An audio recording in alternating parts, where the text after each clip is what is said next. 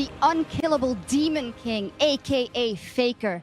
In 3 out of the last 4 years, Sang-hyuk Lee has led SK Telecom T1, the undisputed best team in League of Legends, to 3 World Championship titles.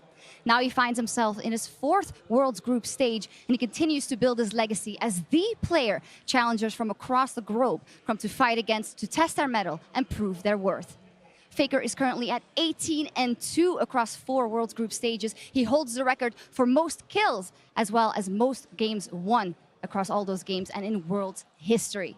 Now, we heard it from the man himself. If you want to become a legend, you got to beat him not only once, but over and over.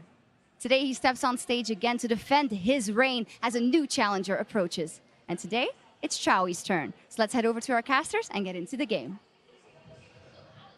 Thank you, Jacques, for loading up for our next game. That's right, SKT versus AHQ. 2 teams with a long history in this tournament. The players are getting ready on stage as we speak. So let's move ourselves into the starting lineups. On the blue side, we'll start with the royalty themselves, SKT. In the top lane, Huni. In the jungle, Peanut, the unkillable Demon King himself, Faker. Their bot laner, Bang, support Wolf, and their coach, Coma. Of course, the legend they need to take out multiple times. Fighting them from the red side. This game, we have AHQ in the top lane, Ziv, jungle Mountain, mid lane Chowi, ADC Arn, support Albus, and their coach, Green Team.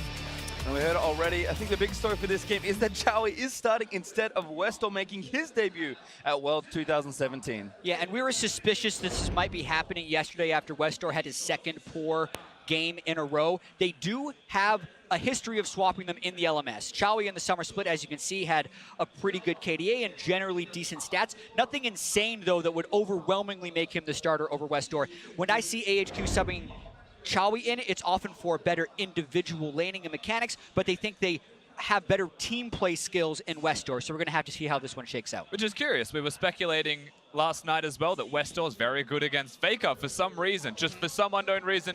Against Faker in particular, he seems to be okay, but Chowi, you would argue, is the better individual player in current form, and so it doesn't make, it does make sense rather to bring him in for a game like this against the star power they're against. They can't just lose lane. They need to win lane against SKT. That's always been the mantra. Yeah, it is kind of tough to say exactly where AHQ are going to be looking to find their footing because, I mean, Faker, very, very good player. That cannot be, I think, overstated at this point, given the man's career. But you got a lot of other players to worry about as well. SKT have already proven twice this tournament that they will find wins no matter what. Exactly. I think Bang and Wolf have been the unsung heroes of SKT so far this tournament. They're also 2-time world champions in their own right, so really a force to be reckoned with in the bottom lane in this very bot-focused meta, so they're the ones that could also carry SKT. Yeah, and what we said, or what we saw yesterday, is that we can sing their praise many times over with how well they played against EDG, even from a 10k deficit, showing that in this world, even in group stage, they're here to win. Well, we'll see what happens in the draft, of course. We've got Galio, Rakan, and Renekton, banned by SK Telecom T1. Kalista and Jarvan, they're over on the other side for AHQ.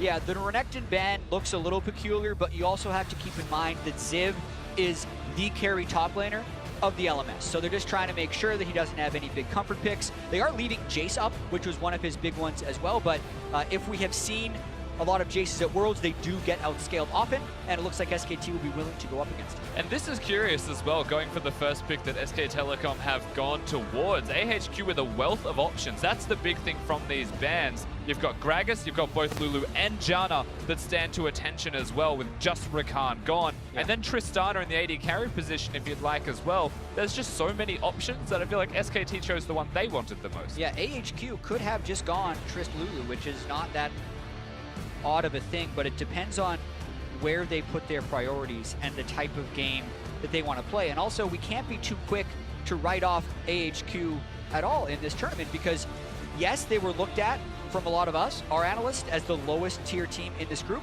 but they came back against EDG. Then we watched EDG push SK Telecom to the brink. So you need to watch more of it shake out. A team like AHQ can't necessarily be judged off of domestic play because they so often make it to Worlds and come up in the clutch. So this is the game that you have to judge them by. Well, the games. Gragas and Janna picked up at AHQ, so actually taking Janna over Lulu. Haven't seen too much of that this tournament, and SKT will respond by taking the Lulu themselves if current draft trends are to be stayed with here. I think 80 carries up next. Yep, that's where I was going. Yeah, and perhaps the concern and the reason that they've taken Janna is so that you can't have the Twitch Janna combo. It is still Lulu Janna, which is very potent, but it means that they get Janna for themselves, and this is where Tristana can come into play once again. Pretty strong when you look at it. Yeah. There's also Xayah still on the table, which is a very common pick with Janna as well. Kind of interesting to see Kog'Maw also being open. SKT, though, I guess opting for Bang's Twitch instead. And looks like AHQ are going to go with Xayah as we move into ban phase number 2. So we've seen a lot of drafts start like this. We'll see exactly where the next phase of bans goes to and which solo lane is going to start getting targeted. Yeah, we said this yesterday as well. Picking Xayah into Twitch, it's okay. Very low-range champion in comparison to Twitch with ultimate up, though, as you hit mid-game, as you hit late-game. So that's the risk that AHQ are going to be running, hoping perhaps that SKT run towards them so Xayah can kite back and utilize the feathers effectively. But then who's hitting Twitch? Yeah, iBoy had a pretty good game against it yesterday, but there's still plenty to be decided in this draft, as you mentioned, Pastry Time, continually banning out those top laners for Ziv. And you're expecting AHQ to probably ban out the mid laners for Faker, as that is the most feared opponent on both sides. I think if you're in the dark against Faker and you get a chance to, banning Cassio is pretty good given how lane dominant he is on the champion, but Kassadin is not the one I would have expected as AHQ picked that up as their second mid lane ban. Fair number of mid laners still going to be up. Yeah, Corki as well. Perhaps if they want to be super defensive, knowing that it might be Orianna for Faker, Hexdrinker user. If you want to go the route of not losing lane, I feel like that's a viable option. Well, we'll see what SKT do. Top lane still targeted. There's Trundle banned away, which probably signals the tank is on the way. So interesting, right? How Trundle doesn't make an appearance until 2 games where he smashes the Cho'Gath, and everyone's else like, let's just make sure that we're not ready for that yet. Let's ban it away. Look good. Like, had they not thought about it beforehand? Now showing up a lot in phase 2 of bans. If SKT want to go with Cho'Gath, which they do. Well, Sidra picked up for AHQ, so blind pick mid lane here, but Chaui should feel pretty comfortable. Very strong early game and a mid-lane dominant mid laner. So Faker, of course, will have something prepared and will likely even just play something like the Orianna. We've seen that time and time again. Yeah, Rusty also brought up the Corki, which is a real possibility. I mean, ultimately, he can choose whatever he likes. Ryze is the most realistic one for the purpose of protecting Bang, if that's what SKT want. Oh, no, it's not! No, it isn't! Leave it to Faker. This was an old school counter pick to Syndra that most people have moved away from because the Syndra's got good enough at playing the matchup to out CS early and then could play defensively or itemize defensively enough to make it just a losing matchup for most of the game. But Faker always has the gusto to pick into these types of matchups and it's still fearing his opponent. Part of me is slightly sad as AHQ are going to lock in Maokai as their final and pretty expected pick here, taking the other tank that Westo isn't here to play. I feel like in some small way, this is a bit of an homage. Faker's saying, come on, next time, bring Westo. He just keeps doing this, man, and he almost got punished for it yesterday, and probably should have, when he picked an Ori into a Lucian, knowing full well that it was just for the comp. Here, it's like the Twitch is actually just for the matchup, or maybe even a style choice against AHQ. Westor was a Fizz player. He's not even here, though. So it's like, I guess, yeah, it's just for the counter pick, as you say, Pastry Time. It's quintessential Faker. Certainly is. Going to have TP by the looks of things, so pretty essential as far as Fizz goes, because early landing is real bad. Yeah, it's rough. You have the last hit using your E as well, so you're troll polling everywhere, using the most important cooldown to survive, just to be able to last hit and dodge damage. So it's not an easy laning phase. You will trade poorly most of the time. Teleport needed with your Corrupting Potion, perhaps get a Dark Seal and sustain through as best you can. Ultimately, having the troll pole though, level 6 helps a lot.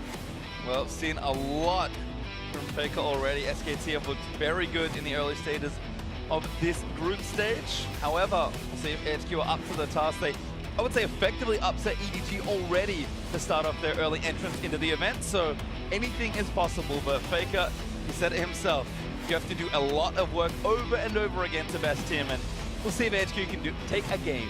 Yeah, and I mean, Faker has also played Fizz in a lot of high pressure and important matches as well. He played it against Samsung in their playoffs a month ago. So one of the only players still playing Fizz in this current state of the game. Certainly a confident player, has a lot of champions and a long history at winning, especially here at Worlds. We'll see if he can continue that trend with his team, or again, if AHQ have something to go. Chowie is in, and he's got quite the challenge against him today. He, I guess, asked to be counterpicked by Faker, and Faker has responded with Fizz. Ask and you shall receive, of course. AHQ, it's not just Chowie that have the hard task here. They're all playing against the world champions. It's one of the hardest asks for them, and they were predicted to be fourth in this group. Yes, they've got victories, but now they're against the 2-0 top of the table opponent. Well, curious to see how the early laning stacks up. With a lot of refillable potions, as far as I can tell. That seems to be the SKT. new hotness. Yeah, Huni, surprised you didn't go Dark Seal refillable up there, but that's because Cho'Gath's one weakness in the early laning phase is his gank ability, so he needs that extra health. But this is all about efficiency for SKT in the early game. The double refillable, most likely the gold generation on the Lulu, since they're going up against a Janna, don't have to get all in. You can do the Relic or the Cull. They have different strengths and weaknesses, but that early laning phase for SKT, very passive. It looks like everyone just spread out right now. This will also be Peanut's first foray on Sejuani for this tournament. 2 Javan games in a row. AHQ decided to take that one off the table, so we'll see what changes are in store for him and his usually aggressive playstyle. And it is amusing to contrast when it's very efficient and passive from SKT, the aggression from AHQ with items, as we might find ourselves with an odd 2v2 at the start of the game. Yeah, I'm curious though how long they're willing to fight around here, because Faker's getting push in the mid lane, which means he will hit level 2 first on Chowie. And it's not like he's even successfully pushed off Peanut and Huni. This is just delaying the top laners and junglers' experience in this game. Yeah. Chowie abandoned because he knows it's actually... I think they're committed. It's too valuable for the mid laners to go here until one of them is level 2. So this is a 2v2 smite fight.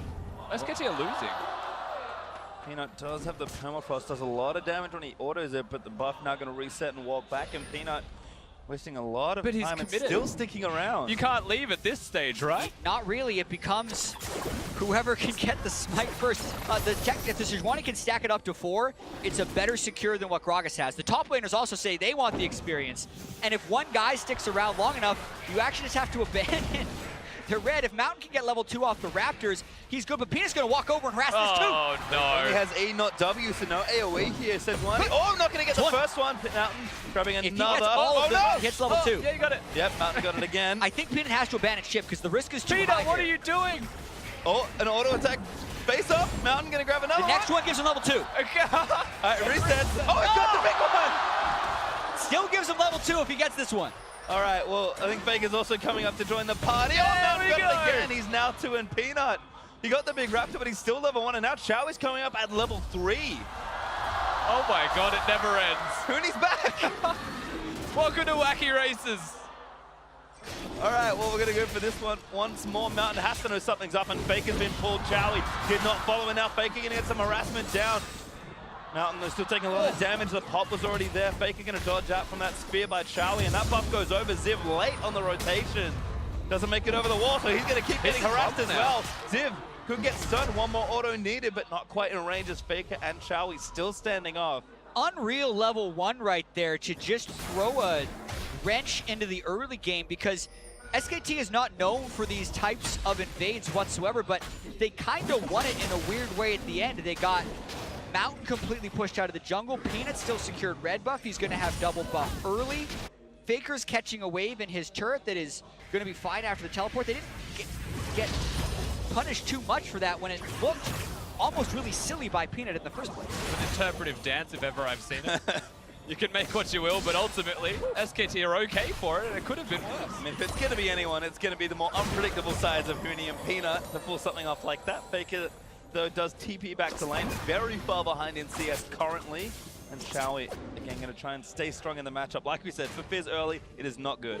Yeah, it is not good, but it also is so reliant on Faker's ability to dodge skill shots, because at least before Lost Chapter, the Cinder has a very finite amount of mana. So I noticed Faker's playing incredibly aggressive, almost daring Chowie to burst him, but you can look at his mana pool right now, it's pretty low. So Faker should be able to CS relatively freely once the wave gets in a good spot that the turret's not trolling. Yeah, and that's the teleport advantage that he'll have. But remember that, like, the reason Faker is so significantly far behind at the moment was because he went to help in the jungle as well. So by pressuring out Mountain, it gives Peanut the red buff, and all of this results in mid lane being fairly far behind in farm.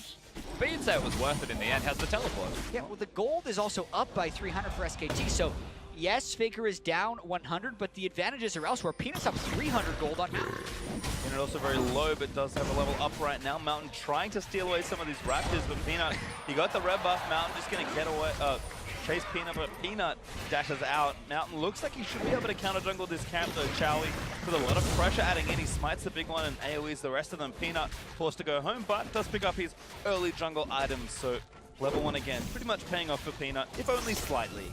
Yeah, there's a good camp to get as well. The Raptors is one of the higher priority camps towards middle lane, just having that track, having access to the river as well. Mountain didn't go towards the Scuttle Crab, now has that as an option if he would like at any given moment.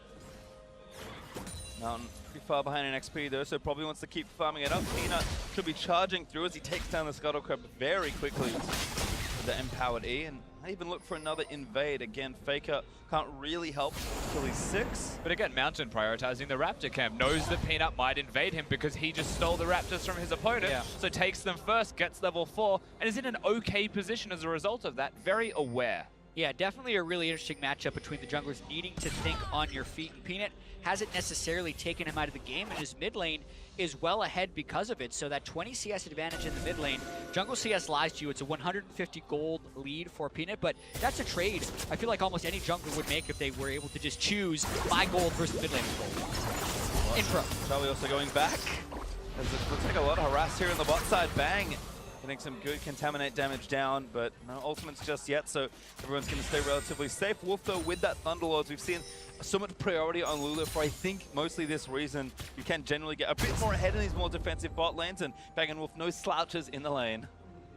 And you mentioned this before, Jet, when we looked at the itemization at level 1. Well, SKT haven't recalled until right now, but they're ahead 7 odd CS in this lane up until these minions get caught up to from Arn, and that's with the defensive itemization choices, not the ones that will win them the lane by any means. It's to get the Ardent Sensor quicker for your support. At the same time, they're against the Doran Shield from Arn, and still they got pushed under the turret and had a rougher experience than you would expect. Yeah, and this time, both supports most likely took the gold quints. I'd have to double check that one, but the gold lead is actually showing this time because of the Relic Shield giving them that extra boost.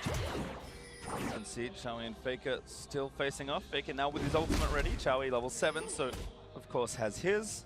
Faker again still forced to play back. Alba's actually roaming. It's done. Does just tag him. Alba's still behind him just in case, but Faker dodging out the rest of this damage. A big wave built up. Looks like a dive could be brewing. And very early E used to dodge the Thunderlords proc out of the Syndra there as well, I believe. So using that so early as a wave crashes means he's probably not going to be able to pick it up. And Fizz is level 6, something to keep in mind. At any moment could use his fish. Could try and 1v1 and outplay from now on. And it's before Chowie has any magic resist. He does have the barrier, which probably lets him live, but if anyone else comes into that equation, he would be dead. So this is where the CS lead usually freezes in Fizz versus Syndra matchups because the kill threat is so high. Usually the Syndra just has to let the Fizz beat. Chowie has run bot instead. They're going to try and get a lead there. Wolf looks to be in trouble. Gets ulted, and that's first blood. Everything thrown right before Wolf hits level 6 and taking that advantage mid lane and paying it towards the bottom lane. Faker was just keeping the wave at his turret, knows that Chowie has to respect it. Really good roam by Chowie. Yeah, just very good from Chowie. There's not much else to add to it. Faker couldn't really roam himself, perhaps the teleport if desperate or they chose to fight in response. But with how squishy Wolf is going to be, I do believe it's the gold generation with how squishy he looks as well. Not a lot of survivability there for him. Bang can't provide a heal. He has to use it on himself. Still just gonna die. No ulti there either. So no wild growth for Wolf as he does go down for the first kill of this game. Peanut there, level 6. Fish lands in. It's only a small one, but there might be enough. Chowie flash barriers out of the way, but here's Mountain going to try and turn it back around. Peanut gets a great one and lands a stun onto Mountain. He's forced to get back under the turret, and AHQ barely live. One more hit on Chowie from either the Fizz or the Sejuani, and they could have stunned with the permafrost and exploded them for that kill. But also, the baby fish by Faker is a little confusing from there. Like, yes, it's a guaranteed fish, but it does much less damage if that's a longer range fish. They probably get the kill. Cool interaction to notice as well as, of course, using the Q as you ult him means the Q's more guaranteed to hit. But you're right, the lack of damage does come back to haunt them towards the end of that trade as SKT still trying to pressure but with not a lot left available. It's a 3v3 right now. Peanut, I think, just trying to steal it with his E, but gonna need to get it. Does smite it away and dash over the wall, but AHQ make chase. Teleport. Yeah, flash in as well. Albus wants it, gets the tornado knock up very quickly. Wolf, Ziv no summoners. is here now. Good old Peanut is gonna be the first one. Flash, roots him, backs him back in. Arcade back, flash. A beautiful combo by Ziv as Mountain takes down Wolf. I'm actually amazed Peanut lived. I love the patience by Ziv, waiting for the double root, delaying on his Q to get everyone. I thought it was a for sure double kill, but Peanut narrowly escapes. Even so, a big advantage for AHQ here. Lucky to be alive, of course, Peanut, but with no hesitation, they teleport in for the fight. Flashing forwards as Jana is not something you'll often see in League of Legends, but proves to be successful here, knowing that Wolf just doesn't have summoner spells. And it shows good awareness of the jungler summoner spells in Ultimate as well, knowing that gank just happened into the mid lane, and SKT overreaches for that blue buff steal when they didn't have the defensive capabilities. So this is a very good job by AHQ to punish the SKT mistakes. SKT doesn't make very many of them, so you got to make sure you're pouncing when they do. Well, they get the first turret and the Infernal Drake as their reward. Huni will trade for the top outer turret, grabbing SKT's first of this game, but beautifully set up here as Peanut just a touch too far. Yeah, uses the dash very early on into the trade. The teleport with no hesitation once again from Ziv, and Ziv's awareness. Firstly to use the ultimate, and then to know the distance between his roots and his twisted advance. Times it very well, and perhaps the cast was a little bit early in the end, but it still did the damage, and Peanut's so lucky to be alive at all. Yeah, and I think Wolf is the one who saved him. He ended up throwing the shield onto Peanut instead of himself, knowing that he was dead for sure, and the only way one of them is going to get away is if he shields the other guys. So, good job by the 0-2 support, gotta say. Admirable. Certainly a good look there, but it is fun to kind of track SKT's early progress throughout this tournament. They played 2 games so far with very different goal differences. I mean, this game not too far behind just yet, but played C9 and EDG, and even though they won, they were very different games. Yeah, need to emphasize how insane that comeback was from SKT. Never before since they started tracking this stat at Worlds in 2014 has a team come back from that large of a 25-minute deficit. That's what SKT did yesterday against EDG. So this is nothing. This is 300 gold and Infernal Drake for them so far. Yeah, you can see C9 was a pretty good upward trend. EDG was a downward trend. This is straight in the middle, so we've got all 3 sample sizes we could need. And the versatility of the team is certainly a strength, but teleport in from SKT, ult from Peanut. I think just missed. And that was really close. It did just miss. The max range was reached at the Sejuani ultimate, so it exploded through the slow field. But even the teleport was so far off in lane that they wouldn't be able to chain it together. So some disorganization coming here. Double TP as well. Yeah, they both used their teleport and both cancelled it at the last second. I feel like if they wanted to really force it, they could have followed through with the teleport. Fizz has flash and he has ultimate, but Sejuani throws it as they cancel. So to me, that's just a miscommunication from the SKT roster when trying to make a play.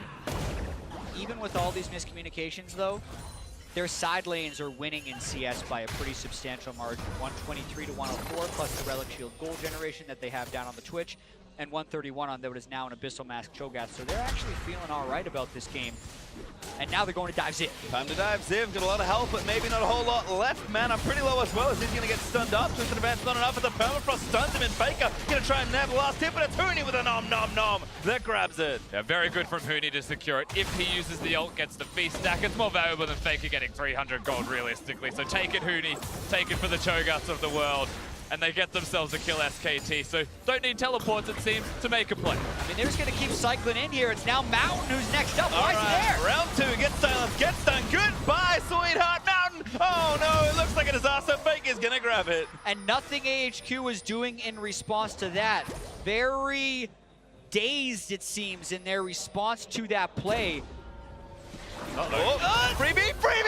Towie picks up Peanut in the brush. Everyone gets some gold in this game. It was a bit of a mistake from AHQ, but Chowie gets a cheeky roam in to, pick up some slack. And Rusty, a surprisingly sloppy game from SKT so far. Like, these dives are nice, and this is what you expect from SKT. We're going to watch Ziv one more time here, try and survive, but Huni tanks it. Very nice synergy between the Sejuani passive and the 2 melee champions they have in solo lanes to stack it up almost instantly. But then this next dive, also good, right? Mountain sticks around, Faker goes in with Peanut. But what's interesting is no one decides to be a bro and tank Peanut out to safety when they're right here. he could have gone any number of routes out there, but he just walks into the brush. Faker could have probably walked up, taken a few hits for him, and allowed him to escape, but they don't. So Chowie gets the kill. And door number 1 was a Syndra, and door number 2 was a Janna, and door number 3 was a turret, and they choose to get the Syndra option instead. They knew what was behind every door. Well, Chowie does pick one up, so a nice bit of gold for him, but on the mid lane as they have reached his first item, spikes, protobelt done for Faker, and Morello Nomicon completed there for Chowie. So a lot of these roams, we are seeing both of these mid laners be very active at this part of the game, are going to matter a lot in these sort of skirmishes and dives that we've seen already in these first 16 minutes.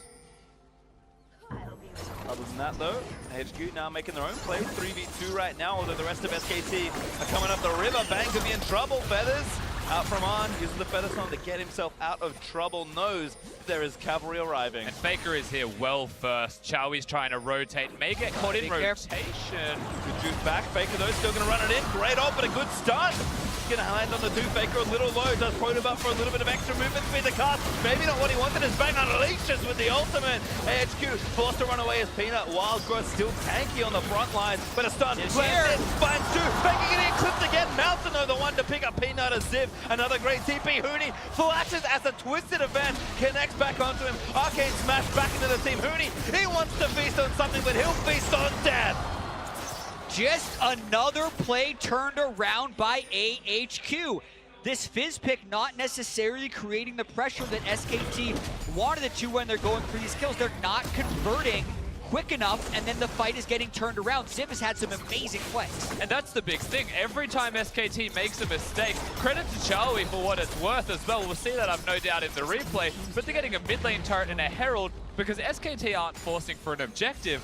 They're forcing for the sake of killing them. And that's backfiring, and then AHQ get the objective. Yeah, there are certain elements of this game that are classic SKT, and there are other elements of this game that are very confusing when you look at the nameplate. So the thing that is classic SKT is how close the gold is.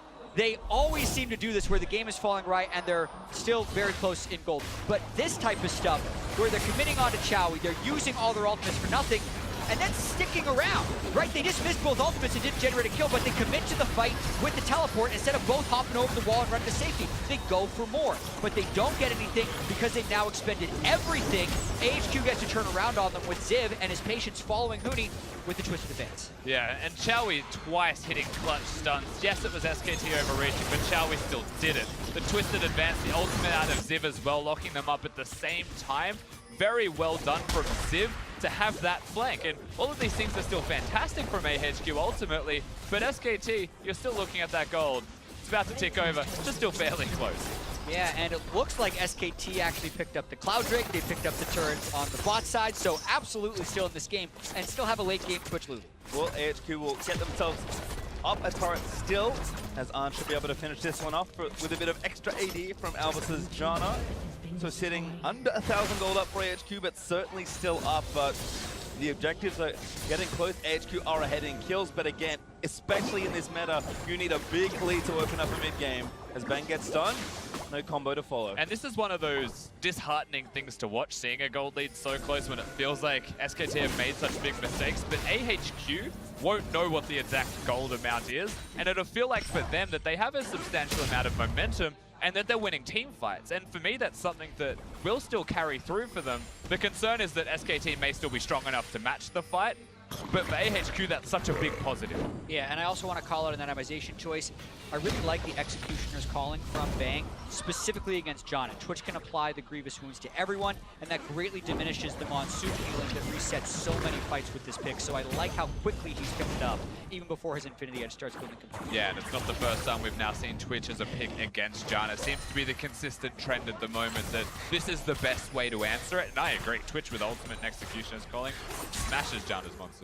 Well, we'll check back in with where we're at. Again, 80 carries building up strength. You hit on Twitch. Oh, look at Zaya as Arn does have the Essence Reaper finish. So kept up in CS, I think, from a lot of that sidewave and turret action that just happened for AHQ. So the gold is starting to, or the farm is starting to even up, excuse me. But again, gonna have to look for these fights. And SKT, even with a champion like a Fizz, will still find some great team fights as Faker eats a big old stun from Chowie. Yeah, we've seen enough of Faker on Fizz to not count him out in any of these games. He'll weave his ultimate through some insane angles and find access to carries, and that's going to be the question here. We know On can use the ultimate to escape some of the burst, but Shawi can't. If he can get those ults onto Syndra, that'll be huge. Fakers found Mountain, gets knocked up, almost knocks up Arm, but the stun lands in as Zaya will tank it. SKT booking it out of here though.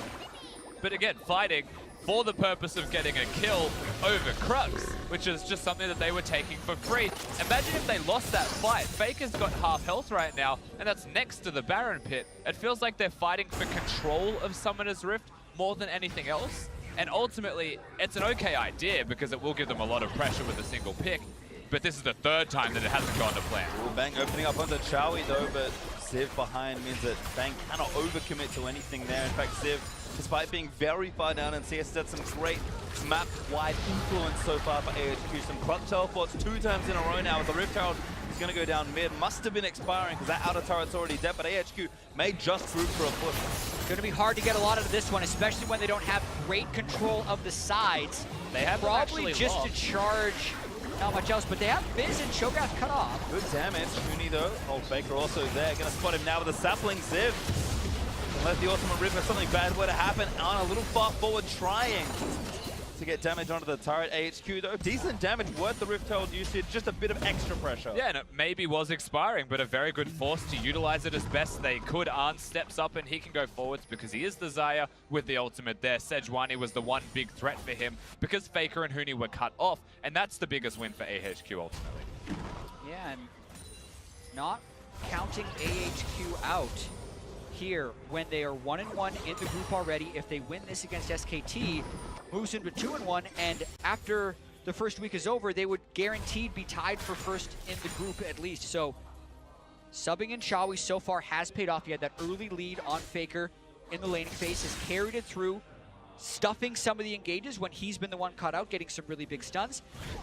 And one of the few mid laners to build the Banshee's Veil, yet another thing to guard against the Fizz. So we really are going to have to see whether or not SKT can make this Fizz pick work, because there's a very real reason why it's fallen off in the meta. We have all these games where you got these giant front laners, double tanks, sensor supports, and then 2 big damage dealers to try and burn through the tanks. Well, Fizz isn't going to burn through a tank. He's actually your throwback flanking assassin that has to now navigate that world through 2 tanks and also avoid the John. And get a Zaya who has the ultimate to deny the fish as well. So realistically, the Fizz pick is potentially just to try and, you know, enforce a 1-3-1 type of strategy because he has the teleport there. Chowie doesn't have that. And so I'd say maybe that's what they start looking towards. He's rushing Lichbane second. Yeah, as much as we're talking about Chowie and On, if he catches Albus, it's probably enough to win the fight, because that limits the disengage that SKT would be able to have and breaks that protective force that so many of the carries have had. These supports are very pivotal in these compositions. I think there are 2 great things at work here for Faker. One,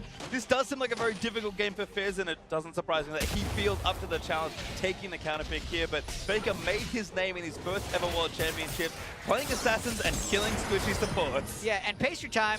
As much as you want to talk about it, the gold's still pretty much even. It's 1 Drake to 1. It's a 1 turret advantage for AHQ, and SKT's right in. And that's the thing, we are really just waiting for this big breaking point in the game. Again, I'm sure the average game time for this world will be quite a bit slower than some others, and really teams that are just in good position. SKT still don't have the mid outer now with a 4-man seed, are going to try and crack it open, and AHQ, no good responses. Mountain looks for the flank, can't find the angle. Yeah. What a pipe dream for Mountain, I think. This is showing the pressure in the game is switching over a little bit. The fact that SKT just walked up and took what is probably the most important turret of the early game shows that they have the pressure and the wave manipulation to do that. The 1-3-1 with the double TP is starting to pay off here for SKT. Really threatening. Still good vision around the Baron as well. AHQ in a very predictable position for SKT to be navigating through. You can see the very cautious vision placed in certain areas. They know. Well, thankfully it's a Maokai that he face checks, not a squishy, so AHQ will keep their top laner alive. Chowie steals the blue buff though, and SKT again still getting these lanes pushed up. Huni is very far down towards that bot side. I do find the trinket choices rather interesting in this game as well. Usually the default in these games is 2 upgraded sweepers rather than 3 upgraded sweepers, so both teams actually focusing on vision denial a bit more than vision coverage.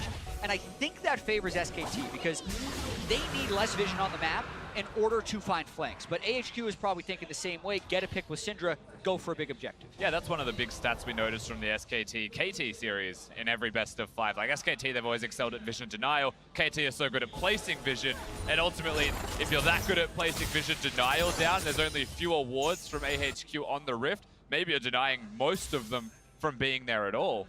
It's about how effective can both of these teams be with the minimal vision they'll be placing and with the extra emphasis on that denial. Yep, that Cloud Drake, though, does give Huni a feast stack, which is always worth it, and of course gives SKT their second Drake of this game. It sat there for a couple minutes. I think teams likely favoring the left side of the map more right now, but Inferno will be the next one to perhaps prompt some action. And again, it does feel like AHQ have been kind of very gently and subtly pushed up with all the pressure in these side lanes. Chowie, though, flushes out of the way.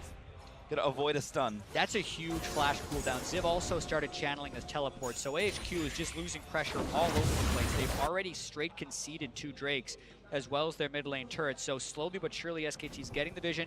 Mostly it's about them having the minion waves in the side. I mean, look at On.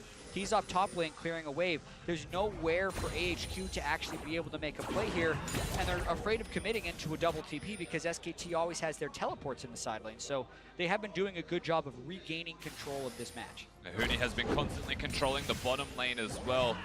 AHQ are slipping away.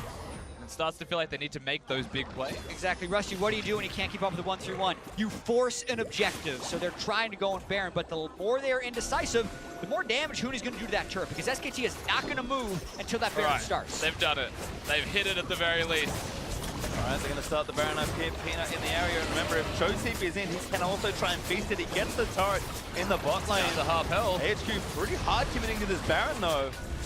I mean, Cho'Gath can teleport in with Feast. They have to pull off. Yep, going back in again. Peanut stumps Mountain only. Huni now in the pit. Looks for a rupture, doesn't grab it onto Arn, who's going to poke back in. Baron also dealing some damage to SKT. Amusingly, at the end of all of this, whilst nothing happens, Arn's able to use Blade Collar against the Scuttle Crab, so they'll still have vision control in the end. Above all else, that's nice for them. And the inside track straight to the middle lane by forcing SKT. This is the first move in a few minutes that AHQ have done something very well. And how hard can they force? Because Faker moved top lane to extend that 1-3-1, and that means AHQ need to force his 5 to prevent losing more side turrets. There's one turret, but what do they do next? They need to keep going. Somebody needs to answer the pressure in top lane, or they need to go. And SKT might even grab an exit kill. Mountain body slams out from under the rupture.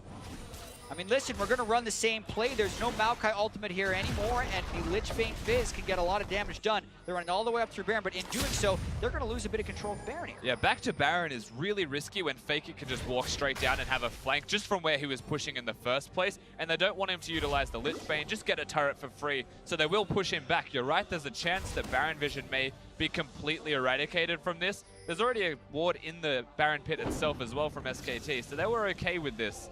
That is a control ward hiding beneath the normal ward for the record. 7 hits and he gets rid of all of it. He's getting there. It's going to take a while. Slowly but surely. Mountain just slaps down a couple wards. But I heard he's 6 hits, one of them was already started. That's a lot of headbutts. Yeah. Well, Peanut actually now checking back with some vision, but AHQ currently have Supreme Vision in the pit with that control ward, and looks like Arn has actually gone back and finished his 3rd item, and Chowie has already done the same. So if it really did feel like AHQ were waiting for something, and I think waiting for a mistake is just that against a team like SKT. So if they're waiting for a sign to say, hey, time to fight, Inferno Drake's coming out soon, and both your carriers have 3 items, AHQ, it is time to make a play. Yeah, we have to also ask the question, are they waiting for something, or is SKT blocking them from doing stuff? So now they have the items.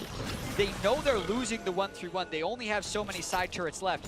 They almost have to do something rather soon around the Baron pit, because they're keeping those side waves well in the territory of AHQ, and that's just going to give SKT more and more control until AHQ can force a play. Yeah, and you can see Huni once again back to the bottom lane, caught the wave where he is standing before it even hit the river. So you're absolutely right. The amount of control they've got on the bottom side of the rift is ridiculous. Maokai has to answer it. And now SKT get a bit of momentum because Ziv has answered it. Even though Huni doesn't have teleport, he's able to freely move around Summoner's Rift at the moment on the opposite side of the map. Yeah, that's the craziest thing to me. The fact that he pushed that wave that far off on the map without teleport means they have no fear of AHQ's ability to make a play at the moment, and he's showing once again when Ziv has the teleport advantage right now. He just needs to pull back to his base and AHQ force.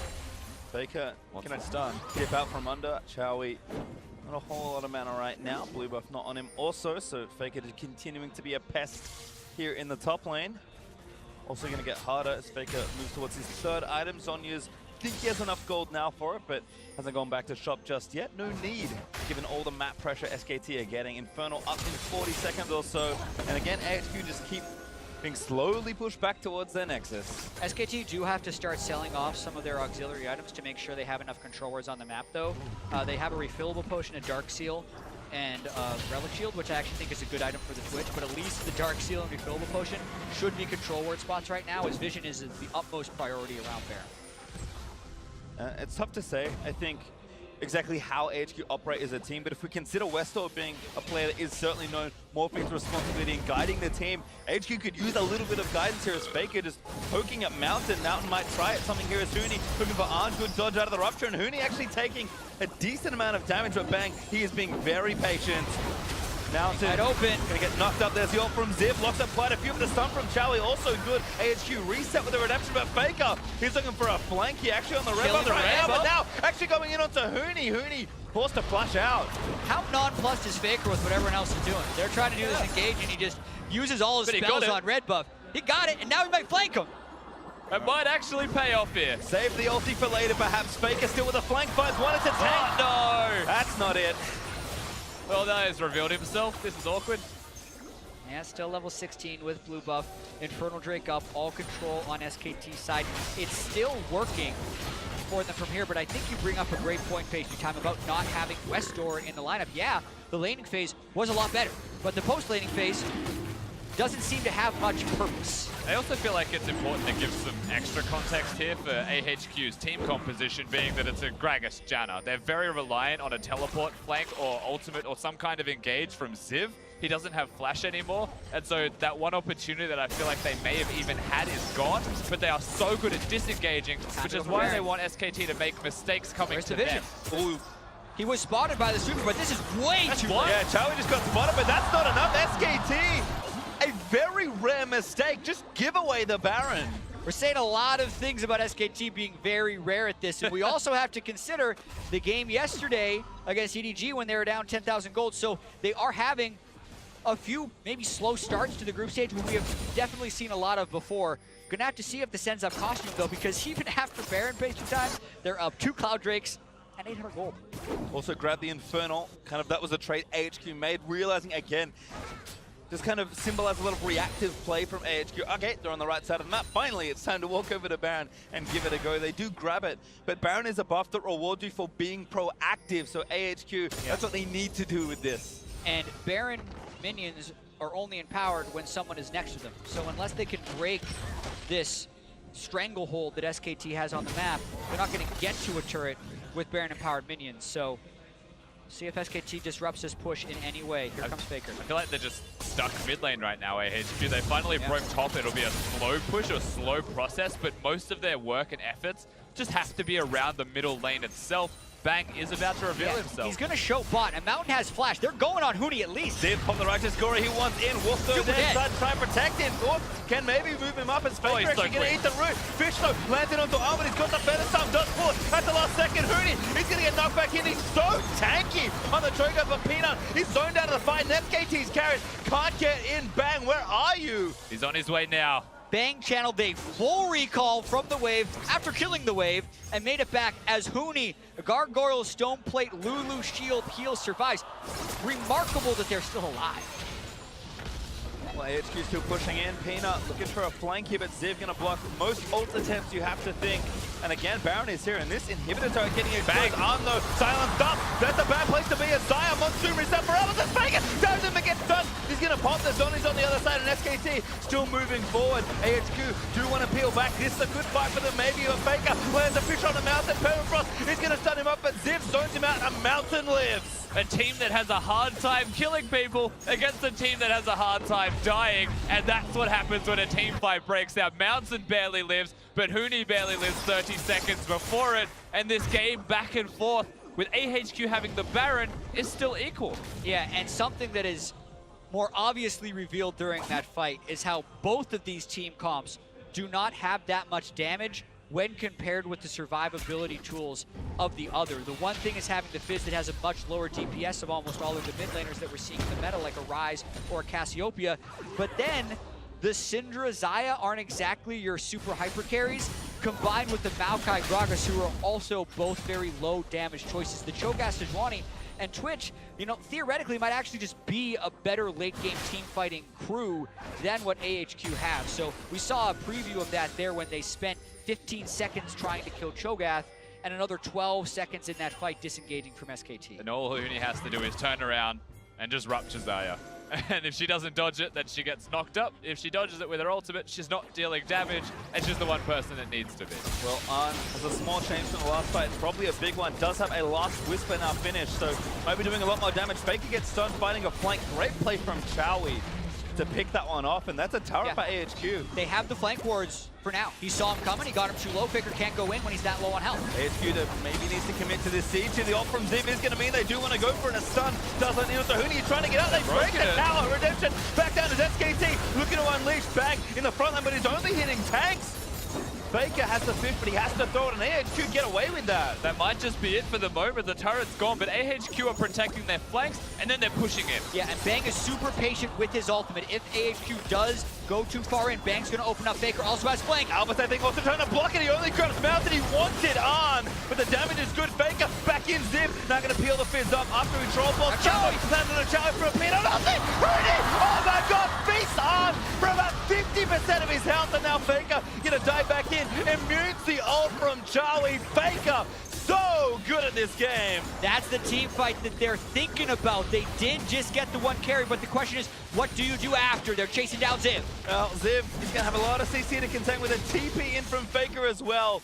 Gonna try and collect this kill. Ziv gonna knock him back, but he eats barely, not a rupture as Faker dives back in. Burst is good, and see you later, Ziv. Eventually, rupture lands. Faker grabs it, and SKT find themselves a fight. You hate to say it, but he should have died sooner, because that chase was lasting a long time, and the Elder Dragon time is now delayed 10 seconds with the Maokai, which means SKT could force that for sure, and it'll be a highly empowered Elder Dragon. Yeah, certainly the case. AHQ will have to recall right now. Chowie's lucky to be not spotted as Peanuts. They're pushing mid lane, but Bang is bottom. So they might get the one turret. Again, not the priority for them. They want to actually set up for the objective, it seems. Maybe get some big item spikes. Yeah, it's now 11 feast stacks on Cho. That's one of the reasons it's important to make sure you're feasting the Drake every time your team gets it, plus get the champion kill. Doing a strong job of being a very big Cho in this fight. Speaking of champion kills from a Cho'Gath as well, my god, the amount of damage that he does when he finally gets on.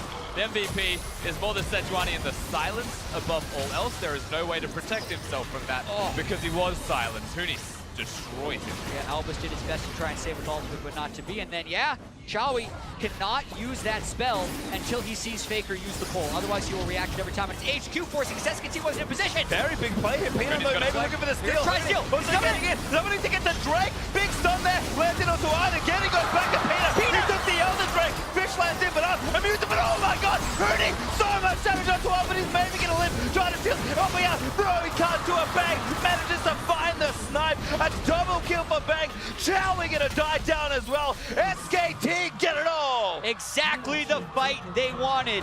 They get AHQ spread out. Faker finally is unleashed on the backline, and Huni did work that fight. All eyes were on the Elder Dragon.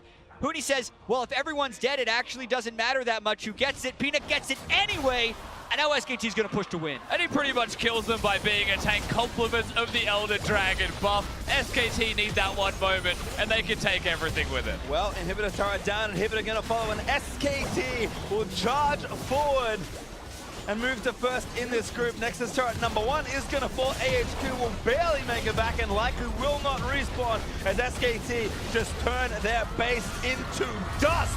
Once again, undefeated here in the group. Yeah, when you look at this at the end of the week, you'll see SKT 3-0.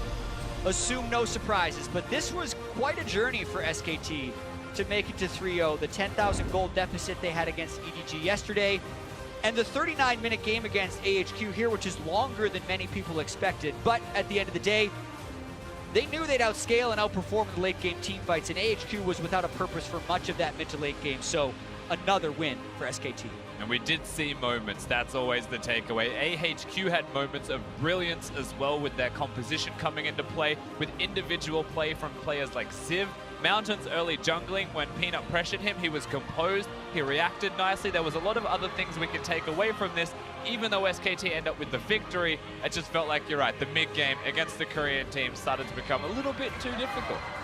A few hiccups along the way perhaps, but SKT come out victorious. And in the end, that's what this team cares about. They are so good at winning.